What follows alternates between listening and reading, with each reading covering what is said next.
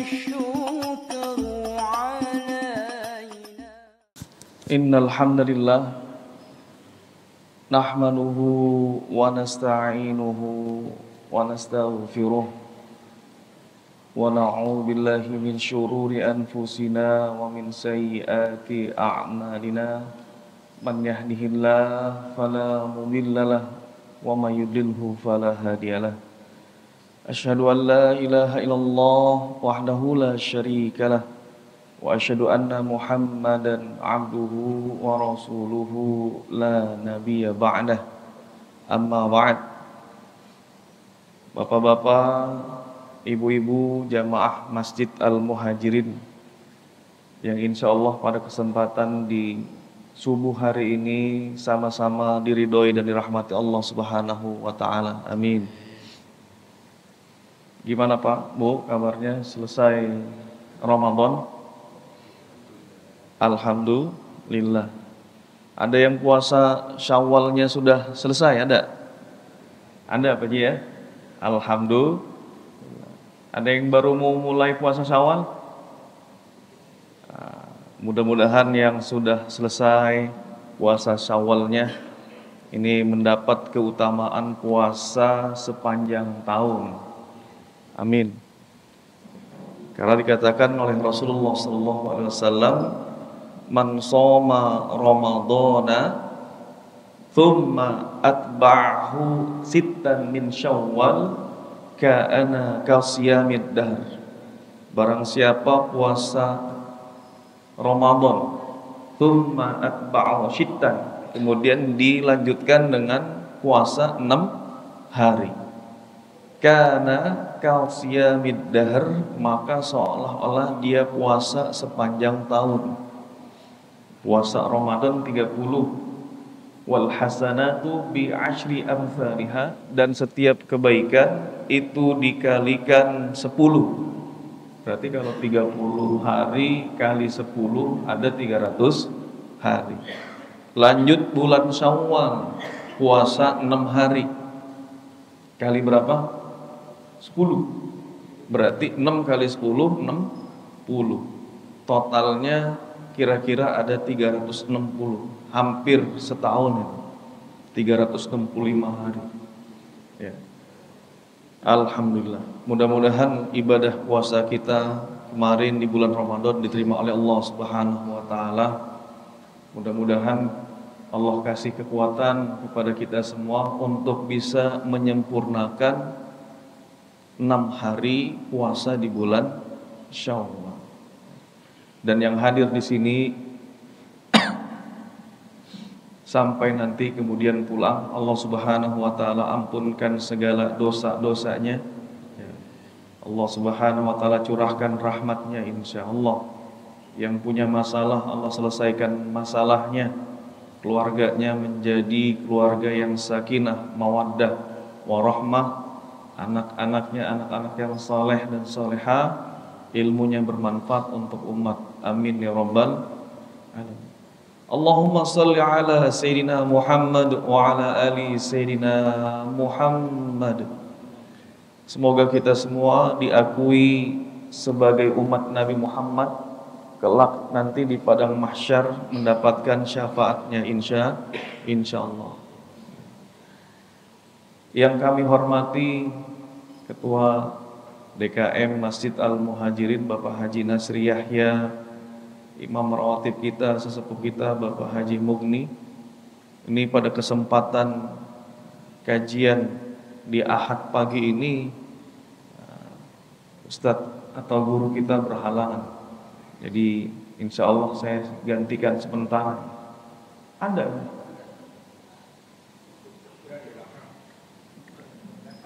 Jadi saya muqaddimah aja ini kayaknya. Ustadznya sudah datang Pak ya. Assalamualaikum warahmatullahi wabarakatuh. Ahmadu wa nusalli wa nusallim ala rasulil karim wa ala alihi wa ashabihi ajma'in, amma ba'd.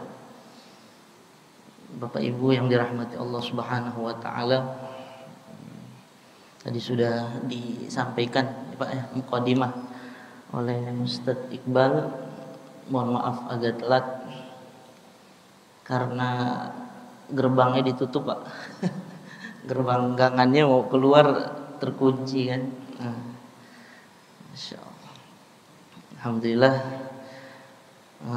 ini pertama kali kita mulai kajian subuh dan ini masih di suasana lebaran. Maka yang pertama, kami dari pribadi mohon dibukakan pintu maaf yang sebesar-besarnya.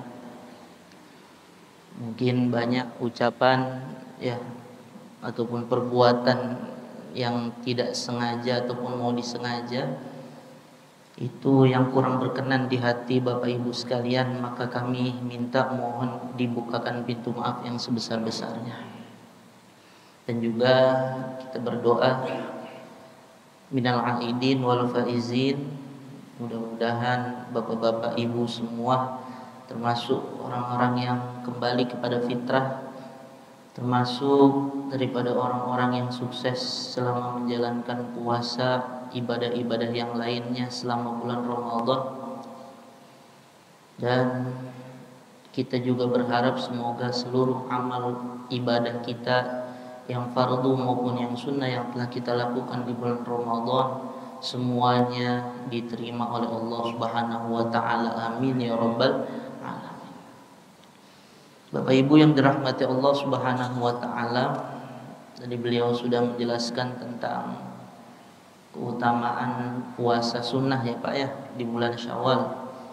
Maka mumpung masih ada waktu, mari ya, kita berdoa kepada Allah minta kekuatan untuk bisa menyempurnakan ibadah puasa Ramadan kita dengan melanjutkan daripada puasa 6 hari di bulan Syawal. Mudah-mudahan kita yang hadir semua di sini diberikan kekuatan oleh Allah Subhanahu wa taala untuk bisa melaksanakan puasa Syawal. Amin ya rabbal alamin. Bapak Ibu yang dirahmati Allah Subhanahu wa taala, di kesempatan pagi hari ini kita akan membaca beberapa hadis dari kitab Al-Adhkar An-Nawawi. Yang mana kitab Al-Adhkar An-Nawawi ini karangan daripada Imam Nawawi rahimahullahu ta'ala. Yang aslinya beliau ini dijuluki dengan Muhyiddin Yahya. Dalam kitab ini banyak disebutkan tentang zikir-zikir ya, doa-doa yang diajarkan Nabi kepada kita yang sangat bagus kita amalkan dalam kehidupan sehari-hari. Dan sebagiannya itu termasuk memang adalah harian ya, bacaan harian yang senantiasa kita baca di dalam kehidupan sehari-hari, baik dalam keadaan kita mendirikan sholat maupun di luar daripada sholat. Dan Imam Nawawi sendiri, beliau ini adalah ulama besar dalam ilmu, kalangan ilmu para alim ulama, para asatidz. Kita sering mendengar ya nama Nawawi. Nama Nawawi ini ada 2. Kalau dibilang Imam Nawawi, maka yang dimaksud itu adalah Imam Nawawi yang tinggal di Damaskus sana, ya di Suriah sana. Kalau yang disebutnya adalah Syekh Nawawi, maka itu yang tinggal ataupun yang berasal dari Indonesia, ya, yang wafat di mana di Mekah sana. Jadi itu disebutnya Syekh Nawawi. Kalau kita Imam Nawawi berarti merujuk kepada imam yang mengarang salah satu kitab ini. Beliau ini adalah ulama hadis dan juga ulama fikih, banyak karangannya. Di antaranya kitab-kitab syarah yang menjelaskan hadis daripada Sahih Muslim. Dan juga ada lagi karangan beliau itu yang masyhur kita sering baca, sering dengar, yaitu apa? Kitab Riyadhus Shalihin. Nah, itu. Dan juga ada karangan beliau itu sering kita dengar, yaitu hadis Arba'in An-Nawawi. Nah, itu karangan daripada beliau. Dan juga ini salah satu daripada kalangan beliau, yaitu kitab Al-Adhkar An-Nawawi. Jadi beliau ini hidup semasa hidupnya, umurnya itu hanya berapa Pak? Hanya 45 tahun.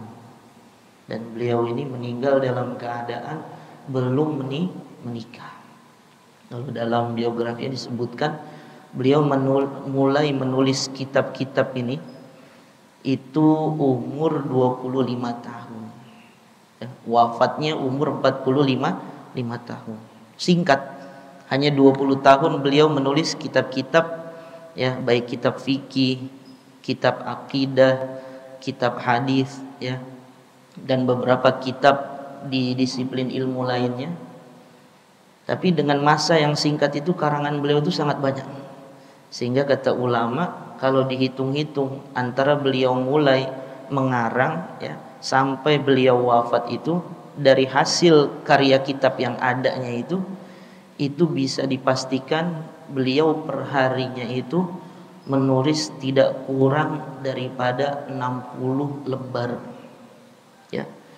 Ini beliau menulis, mengarang kitabnya itu, ya, menyusun daripada kitabnya dalam seharinya itu tidak kurang dari berapa? Dari 60 lembar. Karena waktu yang sangat singkat, hanya 20 tahun, tapi kitab-kitab karangan beliau begitu banyak. Kita bisa bayangkan Pak, sehari tidak kurang dari 60 lembar. Nah, ada yang mengatakan lagi beliau mengarang dalam setiap harinya itu ibarat kata 2 buku, ya. Saking apa? Saking banyaknya karangan beliau dan umur yang sangat singkat. Sampai beliau saking sibuknya dengan ilmu agama itu, disebutkan di dalam biografinya itu apa? Beliau ini meninggal dalam keadaan belum menikah. Jadi sampai telat nikahnya Pak, ya. Gara-gara apa? Sibuk daripada apa? Mengurusi ilmu-ilmu agama. Kalau ditanya Imam Nawawi ini hafal Al-Quran apa enggak? Oh, kalau orang-orang terdahulu itu, ulama-ulama dulu, dia enggak mungkin jadi ulama kecuali dia hafal Al-Quran. Maka beliau itu hafal Quran sebelum masuk daripada usia baligh. Itu sudah terbiasa tuh ulama-ulama dulu seperti itu, ya. Karena apa? Yang pertama diberikan pendidikan kepada anak-anak yang masih kecil itu dari zaman dulu sampai saat ini di beberapa negara itu rata-rata semuanya pendidikan Al-Quran, ya. Sama seperti di Pakistan sana Pak, itu anak-anak kecil, ya, insya Allah umumnya belum masuk usia baligh mereka sudah selesai daripada menghafal Al-Quran. Kenapa? Ya karena dari kecil, mulai dari 4 tahun, mulai dari 5 tahun itu sudah disuruh ikut ngaji bareng. Untuk apa? Untuk belajar daripada Al-Quran. Maka mudah-mudahan kita yang ada di sini diberikan oleh Allah Subhanahu wa taala kekuatan untuk menjadi penghafal Al-Quran, dan juga ada dari keturunan-keturunan kita, entah cucu kita, entah cicit kita, orang-orang yang mereka ini sibuk dengan Al-Quran, menghafal Al-Quran, menjadi hafiz Al-Quran, sehingga nanti kelak di akhirat ini semua bisa menjadi bekal pertolongan kita dalam menjalankan kehidupan kelak di akhirat. Karena satu orang yang hafal Quran, dia akan bisa mensyafaati 10 ahli keluarganya yang wajib masuk neraka. Amin ya rabbal. Bismillahirrahmanirrahim. Di sini bab ta'awudz ba'da du'ail istiftah.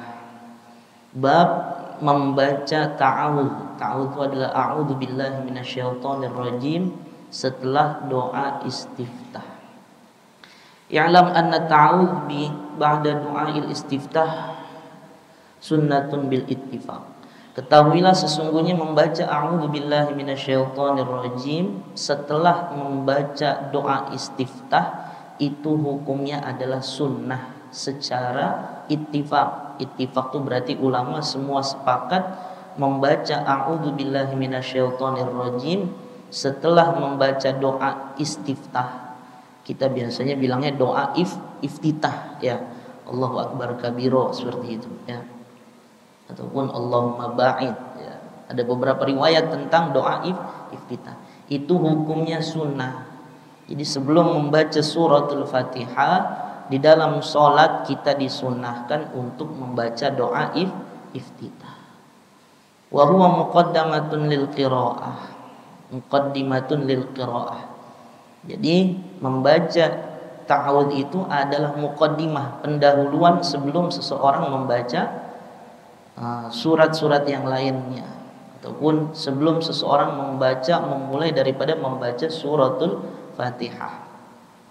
Qala Allah Ta'ala, Allah Subhanahu wa taala berfirman di dalam Al-Qur'an, fa idza qara'tal Qur'an fasta'idz billahi minasyaitonir rajim. Di sini Allah Subhanahu wa taala berfirman, ketika seseorang hendak membaca Al-Qur'an, ketika kamu mulai membaca Al-Qur'an, maka fasta'idz billahi minasyaitonir rajim. Berlindunglah kepada Allah daripada syaitonir rajim, daripada syaitan yang terkutuk. Ma'nahu 'inda jamaahiril ulama idza aradtal qira'ah fasta'idz. Maknanya kata para alim ulama, ketika kamu ingin memulai daripada membaca Al-Qur'an, membaca surat-surat daripada Al-Qur'an, membaca ayat Al-Qur'an, maka berta'awudzlah, mintalah perlindungan daripada Allah Subhanahu wa taala. Minta perlindungan kepada Allah daripada godaan syaitan yang terkutuk. Nah, bisa jadi orang yang membaca Al-Qur'an itu, Pak, dalam satu riwayat disebutkan ada orang membaca Al-Qur'an tapi mulai membaca Al-Qur'an sampai dia selesai, bukan dia mendapat rahmat, malah justru dia mendapat laknat dari Allah. Apa alasannya? Karena sebagian orang itu ada yang membaca Al-Qur'an, ya, yang di dalam bacaannya itu berupa doa, dan ternyata dia sendiri melakukan termasuk di dalam doa tersebut. Dan kadang doanya itu doa keburukan. Misalnya contohnya ala la'natullah, ya, alal kadzibin, ya. Tahuilah sesungguhnya laknat Allah itu kepada orang-orang yang berdusta. Maka di situ disebutkan karena orang yang membacanya juga, yang membaca Al-Qur'an, dia masih menjalankan dosa berdusta, dosa berbohong, maka secara tidak langsung dia pun memintakan doa laknat kepada siapa? Kepada dirinya. Makanya apa? Kita membaca Al-Qur'an, memahami Al-Qur'an, ujung-ujungnya niat untuk mengamalkannya sebisa mungkin. Nah, gitu. Kenapa? Karena Al-Qur'an kalau tidak dijadikan pedoman hidup, tidak dijadikan pengamalan dalam kehidupan kita sehari-hari, maka Masya Allah, Al-Qur'an ini nanti akan menuntut kepada kita. Karena memang sudah ditentukan oleh Allah, diberikan kepada Rasulullah bahwasanya Al-Qur'an ini adalah pedoman, ya, hidup bagi umat baginda Nabi Muhammad sallallahu alaihi wasallam. Kemudian di sini disebutkan ada beberapa lafal tentang membaca ta'awudz. Di dalam riwayat yang telah diriwayatkan di dalam Sunan Abi Daud dan Tirmidzi dan Nasa'i, di situ sesungguhnya Nabi Muhammad SAW beliau membaca ta'awudz sebelum membaca bacaan Al-Fatihah di dalam Al-Qur'an. A'udzu billahi minasyaitonir rajim min nafthihi wa nafthihi wa hamzihi. Ada lagi nih. Ya. Ada tambahannya. Biasa yang kita baca a'udzubillahi minasyaitonir rajim. Kata ulama itu adalah yang masyhur, ya, yang masyhur dan yang dipilih. Biasanya ta'awudz itu a'udzubillahi minasyaitonir rajim. Di sini ada juga riwayat yang pernah diucapkan oleh Nabi juga, yaitu ada tambahannya min nafthihi wa nafthihi wa hamzihi. Berlindung kepada Allah daripada syaitonir rajim, ya, yang terkutuk, dan juga dari apa? Dari hamzi. Hamzi ini di sini disebutkan al-junun. Al-junun itu apa? Kegilaan, ya. Daripada gilanya syaitan. Jadi kata Nabi, syaitan itu gila. Kenapa? Diciptakan sama Allah tapi enggak nurut sama Allah, ya. Diciptakan sama Allah berarti dia hamba Allah, ya. Disuruh sujud kepada hamba yang paling mulia tapi tidak menyelisihi daripada perintah atasan ataupun majikan ataupun lebih besarnya lagi yaitu penciptanya. Maka tidak, ya, indahnya, ya, kepada siapa? Para manusia yang dia tidak mau bersujud kepada Allah, nah, berarti secara tidak langsung dia termasuk apa? Minal junud, orang-orang yang berada apa? Dalam penyakit kegilaan. Masya Allah, gila ya Pak ya. Apa udah dikasih semua sama Allah ya, mulai dari A sampai Z itu kan kita diberi sama Allah ya, mulai dalam kandungan ibu, kemudian lahir ya enggak.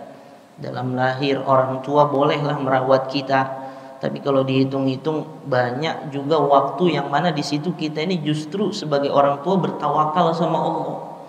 Contoh di malam hari ya, ada enggak Pak orang tidur itu sebelum tidur hidungnya si bayi dimasukin kapas ataupun ditutupin apa gitu ya, biar enggak kemasukan semut ataupun kelabang ataupun hewan-hewan melata yang kecil yang lainnya itu. Kan nggak ada ya, udah ibunya udah kecapean tidur ya, kecapean ngurusin anak dari pagi sampai malam, bapaknya juga capek nyari nafkah, ya udah di malam hari mereka tidur aja kan gitu. Kadang kita mungkin kalau dalam keadaan sadar suka lewat itu kelabang kan begitu ya, suka lewat hewan-hewan yang kira-kira membahayakan ya. Tapi biasanya lagi tidur ya udah kita tawakal sama Allah, berserah diri kepada Allah. Nah di situ itu adalah pemberian Allah Subhanahu Wa Taala, dan Allah menjaga kita ya, sebagai manusia daripada hal-hal yang tidak diinginkan. Kalau seandainya saya lagi tidur Pak Ustadz, habis itu dikencingin sama kecoa, ya udah berarti itu sudah takdir kan begitu. Lagi tidur ya kemasukan kelabang misalnya, ya udah sudah takdir. Tapi di lain waktu banyak yang Allah Subhanahu Wa Taala berikan kepada kita penjagaan ya, seperti itu.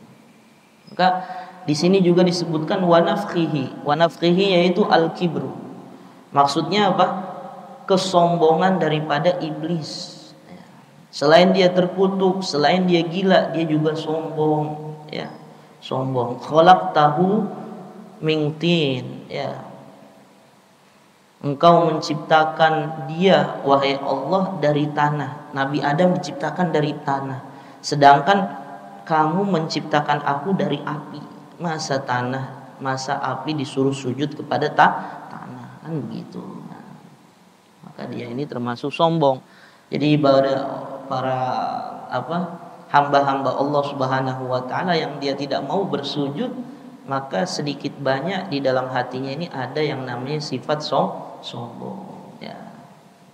Hanya kita berdoa pada Allah supaya dijauhkan daripada kesombongan yang dimiliki iblis, sehingga sehingga kita bisa senantiasa duduk datang ke rumah Allah, bersujud ya, duduk bersimpuh meminta, mengadahkan tangan kita kepada Allah Subhanahu Wa Taala. Kemudian yang terakhir di sini wanafsihi yaitu godaan. Jadi iblis itu senantiasa menggoda kita, dan dia sudah memang meminta izin kepada Allah Pak ya. Iblis ini sudah meminta izin kepada Allah ya, wahai Allah saya nggak mau sujud ya, dan saya sudah dicap sebagai ahli neraka, maka saya minta izin kepadamu selama hidup saya di dunia ini, tolong izinkan saya untuk menggoda hamba-hambamu. Gampangannya izinkan saya untuk mencari pengikut ya, sehingga sehingga nanti ketika saya di neraka saya nggak sendirian. Maka kita ya, siapa saja para manusia yang tergoda dari godaan iblis ya, yang lebih mendengarkan daripada bisikan-bisikan iblis untuk menjauhi perintah Allah, maka itulah calon-calon ya, mereka-mereka yang akan menemani iblis di nerakanya Allah Subhanahu Wa Taala. Semoga Allah hindarkan kita daripada godaan iblis tersebut. Amin ya rabbal. Faslun i'lam anna ta'awudz mustahabun laysa biwajibin. Sekarang hukum daripada a'udzubillahi minasyaitonir rajim itu hukumnya apa? Membaca ta'awudz sebelum membaca Al-Fatihah kalau di dalam salat itu hukumnya adalah mustahab, sangat dianjurkan. Laysa biwajibin, bukan termasuk perkara yang wajib. Falau tarakahu lam ya'tham. Seandainya ada orang yang dia itu setelah membaca doa iftitah dia langsung membaca bismillahirrahmanirrahim, maka lam ya'tham, orang tersebut tidak berdosa. Ya. Bapak setelah baca iftitah, ya enggak? Setelah baca iftitah, doa iftitah, setelah selesai membaca doa iftitah langsung baca bismillahirrahmanirrahim, enggak baca a'udzubillahi minasyaitonirrajim, maka itu tidaklah berdosa. Wala tabtul salatuhu, tidak batal juga salatnya. Sawa'un tarakahu amdan aw sahwan. Baik seseorang itu meninggalkannya dengan sengaja ataupun lupa, maka itu tidak membatalkan daripada salatnya. Wala yasjud lisahwi, dan juga seseorang dia tidaklah harus bersujud karena lupa. Jadi nggak ada sujud sahwi. Kenapa sujud sahwi? Lupa tadi nggak baca ta'awudz. Oh salah, ya salah, ya nggak usah sujud sah. Wa huwa mustahabun fi jami'is shalawat. Membaca ta'awudz sebelum membaca al-fatihah itu hukumnya disunahkan di semua sholat, di seluruh sholat. Al-faraid wan nawafil kulliha, baik sholat itu sholat fardu maupun sholat sunnah. Wa yustahabbu fi sholatil janazah alal ashah, dan disunnahkan juga di dalam sholat jenazah menurut pendapat yang paling benar. Jadi sunnah juga tuh Pak di dalam sholat jenazah. Sholat jenazah itu kan ada takbir. Takbirnya berapa kali Pak? 4, ya enggak? Takbirnya 4 kali. Takbir pertama membaca Al-Fatihah. Ini takbir 4 kali ini termasuk rukun ya Pak ya. Ya, dicari 4 mazhab itu enggak ada yang takbirnya itu, ya. Takbirnya 4 kali itu termasuk daripada rukun. Ya. Setelah takbir pertama membaca suratul Fatihah. Maka sebelum membaca suratul Fatihah itu, maka seseorang dianjurkan hukumnya sunnah membaca ta'awudz. A'udzubillahi minasyaitonirrajim, bismillahirrahmanirrahim. Seperti itu. Wa yustahabbu lil qari' kharija shalah bi ijma'i aidan. Menurut kesepakatan ulama juga disunahkan bagi orang yang membaca Al-Qur'an di luar salat untuk membaca ta'awudz sebelum membaca surat. Kan kalau dalam hadis lain itu disebutkan, kita habis ngobrol, misalnya lagi baca Quran, ada orang datang, maka hadapnya itu Quran itu ditutup dulu Pak, ya enggak? Misalnya kita mau ngobrol sama kawan kita, ya, sama teman kita, saudara muslim kita yang hadir, ya, yang ngajak kita ngobrol, maka tutup dulu. Habis itu ngobrol-ngobrol, selesai ngobrolnya, baru buka lagi, mulai lagi a'udzubillahi minasyaitonirrajim, ya. Dan juga disunahkan lagi mulai membaca bismillah lagi, ya. Kecuali di dalam surat apa? Suratul Bara'ah, ya. Surat daripada surat At-Taubah. Dan itu pun nanti khilaf ulama. Kalau di awalnya memang semua sepakat tidak wajib membaca bismillah. Tapi kalau di pertengahannya nanti apakah diperbolehkan membaca bismillah atau tidak? Ulama berbeda pendapat. Ada yang mengatakan boleh, ada yang mengatakan tidak, seperti itu. Kemudian di sini wa'lam anna ta'awudz mustahabun fi raq'atil ula bil ittifaq. Ya. Ulama sepakat sesungguhnya membaca ta'awudz itu disunnahkan di dalam rakaat yang pertama secara ittifaq. Semua ulama sepakat membaca ta'awudz dalam rakaat yang pertama itu hukumnya sunnah. Kemudian ada pertanyaan, hal yustahabbu fi tsaniyah, apakah disunahkan lagi di dalam rakaat yang kedua untuk membacanya? Fihi wajhani, maka di dalamnya ada 2 pendapat. Asahuhuma annahu yustahab. Ya, menurut pendapat yang paling benar, sungguhnya membaca ta'awudz di dalam setiap rakaat, di rakaat yang kedua dan rakaat yang selanjutnya itu hukumnya mustahab, disunahkan. Akan tetapi di dalam rakaat yang pertama di sini akidun, ya, lebih dikuatkan lagi. Jadi kesunahannya lebih kuat lagi di yang pertama. Tapi yang di kedua kita juga baca baca ta'awudz sebelum membaca suratul Fatihah. Nanti diterangkan, ya.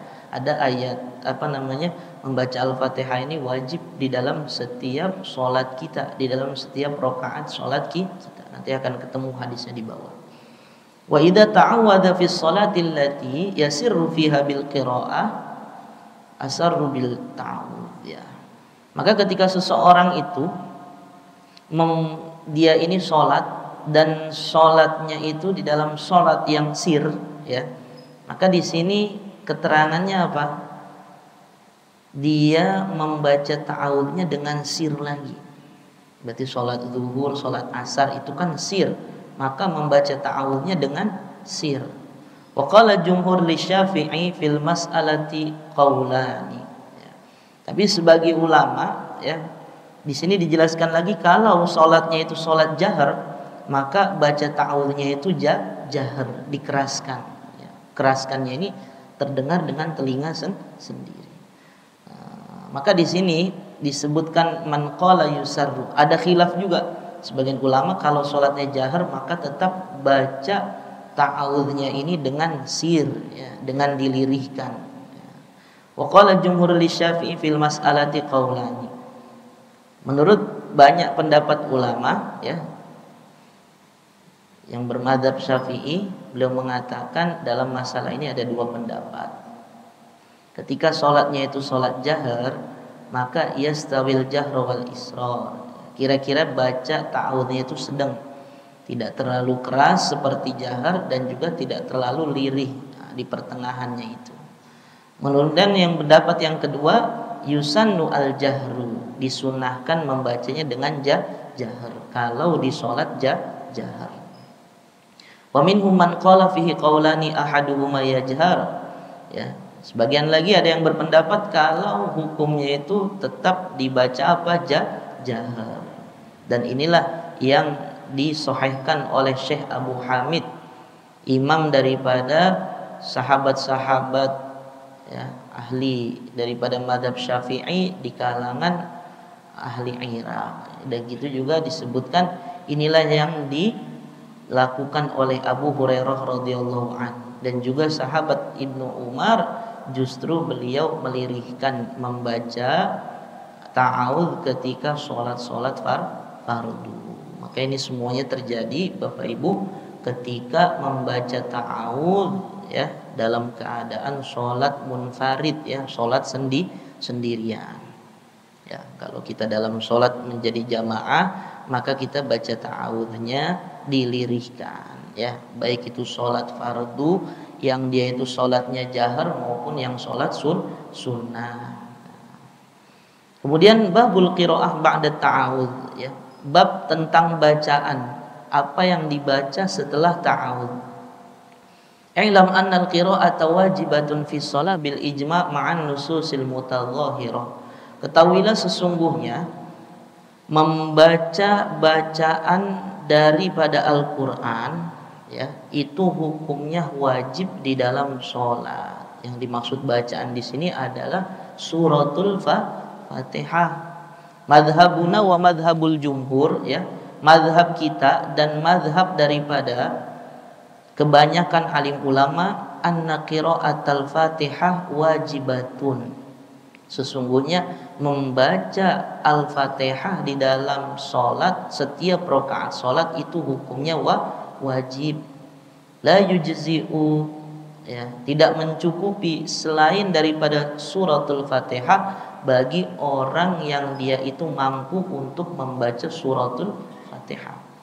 Nah, nanti sebagian mazhab itu, kalau tidak salah mazhab Imam Hanafi, beliau tidak mewajibkan membaca Al-Fatihah, ya. Tapi faqra'u ma tayassara minal Qur'an. Bacalah dari Al-Qur'an itu ayat-ayat yang kiranya mudah bagi engkau. Tapi kita tinggal di Pakistan sana, ya. Kita juga pernah ke India sana. Di sana kan madhabnya madhab Hanafi, ya, mereka sama, ya. Setiap sholatnya membaca suratul Fatihah. Jadi kalau dalam madhab yang lainnya, madhab Syafi'i terkhususnya, itu membaca Al-Fatihah itu wajib. Enggak cukup kita baca ayat selain suratul Fatihah bagi orang yang apa? Yang dia mampu untuk membaca suratul Fatihah. Karena ada hadis sahih, ya, yang di sini Rasulullah sallallahu alaihi wasallam bersabda, la tujzi'u salatun la yuqra'u fiha bi Fatihatil kitab. Jadi salat itu enggak cukup, ya, salat itu menjadi tidak sah. Kapan? ketika sholat itu tidak di dalamnya tidak dibacakan daripada suratul Fatihah. Bi Fatihatil kitab itu maksudnya adalah suratul Fatihah. Ini hadis ini diriwayatkan oleh Ibnu Khuzaimah dan juga Abu Hatim Ibnu Hibban. Dan di dalam sanadnya itu sanadnya sahih wa hakama bi sihhatihi. Mereka menghukumi keduanya dengan kesahihan daripada hadis tersebut. Wa fi sahihaini an Rasulullah sallallahu la salata illa bi Fatihatil kitab. Kalau di dalam hadis di dalam kitab hadis sahihain, maksudnya dalam hadis Bukhari dan Muslim, itu terdapat lafaz ya, sabda baginda Nabi, la salata illa bi Fatihatil kitab. Tidak ada salat kecuali apa? Di dalamnya dibacakan Fatihatil kitab, maksudnya yaitu suratul Fatihah. Wa yajibu qiraah, maka membaca Al-Qur'an itu hukumnya wajib. Mazhab jumhur yang dimaksud membaca sebagian daripada ayat Al-Qur'an itu adalah suratul Fatihah. Bismillahirrahmanirrahim wa hiya ayatun kamilah min awwalil Fatihah. Jadi membaca Bismillahirrahmanirrahim itu pun hukumnya adalah wajib. Kenapa? Karena Al-Fatihah itu awal daripada ayatnya adalah Bismillahirrahmanirrahim. Walaupun dalam mazhab Imam Malik beliau mengatakan Bismillahirrahmanirrahim ini bukan termasuk daripada ayat Al-Fatihah. Surat Al-Fatihah ya, ayatnya jumlahnya 7. Semua ulama sepakat. Tapi jumhur mengatakan 7 ayat ini dimulai dari bismillah, ya enggak? Tapi ada yang mengatakan bismillah ini bukan termasuk daripada ayat dari suratul Fatihah, yaitu siapa? Mazhab Imam Malik. Imam Malik mengatakan bismillah itu bukan termasuk ayat dari suratul Fatihah. Tapi jumlah ayatnya tetap berapa? Tetap 7. Maka di mana lagi Pak satu ayatnya? Alhamdulillahirabbil alamin. Ya. Berarti satu ayat. Ini kalau selain mazhab pendapat daripada para jumhur ya, jumhur ulama, kebanyakan ulama mengatakan bismillah termasuk ayat dari suratul Fatihah. Sekarang kalau bismillah enggak dimasukin, ayat pertamanya berarti alhamdulillahirabbil alamin. Kemudian keduanya ar-rahmanir rahim. Yang ketiganya maliki yaumiddin. Kemudian iyyaka na'budu wa iyyaka nasta'in. Ihdinas siratal mustaqim. Siratal ladzina an'amta 'alaihim. Nah, di sini nih ayat ke-6-nya siratal ladzina an'amta 'alaihim. Baru ghairil maghdubi 'alaihim waladdallin. Itu baru ayat ke-7.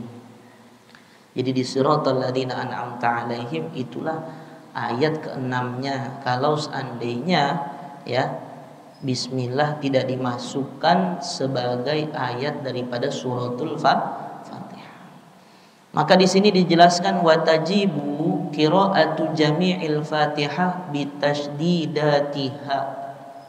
Seseorang itu wajib membaca seluruh bacaan Al-Fatihah dengan tasydid-tasydidnya. Tasydid kita tahu ya, yang gigi 3 itu Pak, ya, yang bacanya ditekan. Di sini dijelaskan tasydid Al-Fatihah itu ada 14. Salasun fil basmalah. 3 tasydid ada di dalam bacaan bismillah. Bismillah ya, bismillah. Bismillah itu ada tasydidnya di dalam lafaz Allah. Bismillahirrahman. Ar-Rahman. Kemudian Nirrahim. Di situ ada 3 di dalam basmalah. Kemudian di sisanya berarti ada 11. Di ayat pertama ada 3. Kemudian di ayat yang 6 ayatnya itu ada berapa? Ada 11 lagi.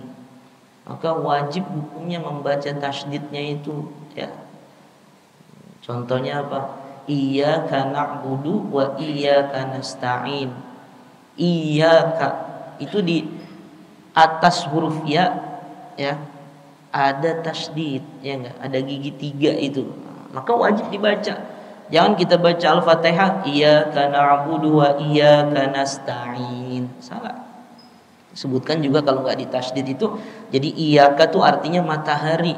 Nah, ini bisa merubah juga maknanya. Iyyaka na'budu wa iyyaka nasta'in, ya, kepada matahari kita menyembah dan kepada matahari kita meminta pertolongan. Jadi kacau lah gitu, ya enggak? Nah, maka perlu diperhatikan, ya, perlu diperhatikan bacaan Al-Fatihah. Fa in akhalla bi tasdidatin wahidatin batalat qira'atuhu. Kalau seandainya seseorang yang membaca Al-Fatihah, dia nggak baca, ya, kelewat satu tasdid saja dari yang 14 itu kelewat, maka batal daripada qiraahnya. Bacaan Al-Fatihahnya itu batal. Kalau bacaan Al-Fatihahnya batal, Pak, berarti sholatnya batal. Sekarang saya tanya, pernah nggak Bapak memperhatikan tasdid Al-Fatihah? Pernah nggak, Pak? Kita baca aja bismillahirrahmanirrahim, alhamdulillahirabbil alamin, arrahmanirrahim, gitu aja dibaca aja kita. Tanpa memperhatikan, tanpa melihat kalau dalam surat Al-Fatihah ini ada 14 tasdid. Nah, nanti Bapak habis pengajian nih Bapak lihat mana aja tasdidnya ini. Cara baca tasdid gimana, Pak? Ditekan. Ya, ditekan. Alhamdulillah lillah, itu lafaz Allah ada. Alhamdulillahi rabbil, baknya ditekan, jangan alhamdulillahirabbil alamin, hirabbil alamin. Nah, ini kalau di dalam bacaan biasa, ya, kita baca Al-Qur'an itu sama juga tuh, bisa kita berdosa. Kenapa? Karena membaca Al-Qur'an dengan tajwid yang benar itu hukumnya apa? Fardu ain, ya. Ulama sepakat itu, Pak, ya. Kita tahu di dalam suratul Fatihah di sini dijelaskan ada 14 tasdid. 3 ada di dalam basmalah dan sisanya ada di 6 ayat tersebut, ya. Kalau kita baca alhamdulillahirabbil alamin, ya, baknya enggak ditekan, berarti kita enggak membaca tasdid Al-Fatihah. Maka bacaan Al-Fatihah kita hukumnya apa? Batal, enggak dianggap sama Allah.